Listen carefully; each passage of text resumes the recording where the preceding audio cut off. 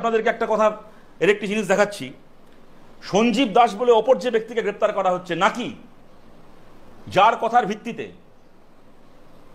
কলতানকে গ্রেপ্তার করা হয়েছে বলে বলা হচ্ছে, ঠিক ভুল আমরা জানি না, তার পরিচয় দেওয়া হয়েছে সে নাকি এক অতি বাম নেতা।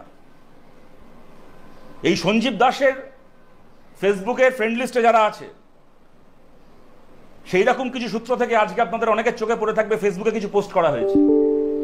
সঞ্জীব দাসের একটি ফেসবুক পোস্ট 21শে সেপ্টেম্বর 2017 সালে করা, যেখানে তিনি পার্থ চট্টোপাধ্যায়ের ছবি পোস্ট করে লিখেছিলেন মাই গডফাদার। আমরা জানতে চাই এই যে ব্যক্তি সঞ্জীব দাসের গডফাদার, ইনি কি মাও সেতুং না কিষাণজি? ইনি তো পার্থ চট্টোপাধ্যায়। ইনি কবে থেকে অতিবামদের গডফাদার হওয়া শুরু করলেন? সুতরাং আমরা পরিষ্কার এই কথা বলছি যে পাড়ার একটা তৃণমূলের ছেলেকে ডেকে এনে, পাড়ার একটা তৃণমূলের চ্যাংড়া ছেলেকে ধরে তাকে দিয়ে মিথ্যে সাক্ষ্য আদায় করিয়ে তাকে অতিবাম সাজিয়ে আমাদের পার্টির এক নেতাকে গ্রেপ্তার করা থেকে শুরু করে এই আন্দোলনকে কালিমালিপ্ত করার চেষ্টা করা হচ্ছে। কে এই সঞ্জীব দাসের কি পরিচয়? কোন অতিবাম সংগঠনের সে সদস্য?